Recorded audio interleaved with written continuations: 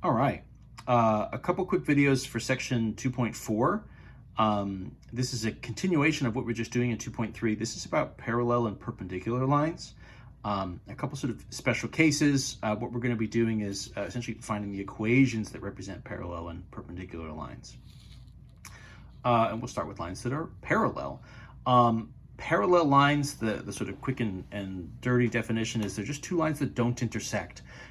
The idea is that the slopes are equal, so they're sort of moving the same way. They have the same kind of steepness, so they kind of move in sync, and they don't ever intersect with each other because of that, right? In theory, if we just sort of pick two lines out of a hat, they're going to cross somewhere. The exception is going to be parallel lines because they're moving sort of at the same rate, at the same steepness, but they're just starting from two different places. So they kind of move the same, but they never cross. What the problems in this section sort of look like is you're going to be essentially given some sort of like reference equation. So find the equation of a line that's parallel to something like y equals 1/3 x plus 4. And that goes through a new coordinate, -3, -1. So you're kind of given a reference equation and then some sort of new coordinate that your line is going through. And so you're trying to come up with different equations to sort of represent this situation. It really is just a hop, skip, and a jump. It's a pretty quick just sort of sequence to get from this to the kind of information we had in the last section.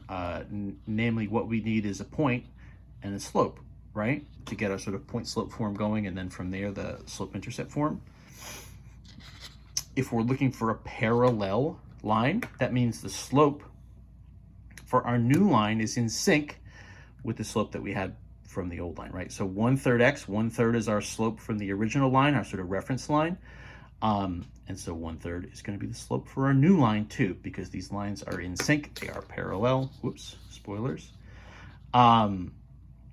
So they have the same values. And of course, the point we're going through would be -3, -1.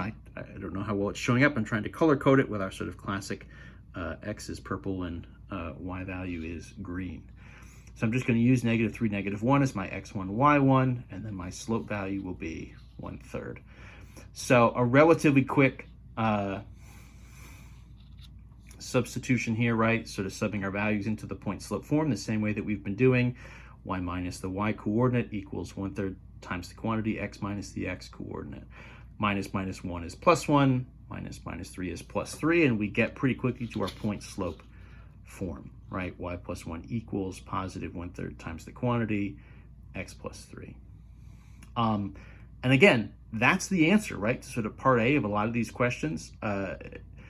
Because you sort of know that you're going to be then going from there and sort of solving for the y, your brain is going to sort of tell you to keep going. But as far as answering the homework questions and things on quizzes and tests, I'm probably going to ask you for both of these forms. So make sure you sort of pause halfway through and actually sort of have this as one of your answers before you sort of go and simplify and solve it for the y. Now that we've said that, let's actually sort of do the next thing, solve it for the slope intercept form. So we'll just distribute, right? So 1/3 times the x, 1/3 times 3, or 1/3 times x is 1/3 x. 1/3 times 3 is +1, right? 1/3 times 3. Y plus 1 is on the left. What's left to do then is really just sort of move that 1 over, right? -1 and -1. So this will end up as y equals 1/3 x. You might say, Professor Johansson, what the heck happened to the b value? There's no b value here. The b value here would be 0, right? And so if you were doing a graph of this line, you'd have sort of 1/3 as the slope, and your b value, your y-intercept, would just be 0. You would go through what we call the origin, sort of 0, 0, right in the dead center of the graph. So that's fine, that works. That's a point just like any other one. It just gives us what seems, almost like a half formula is all.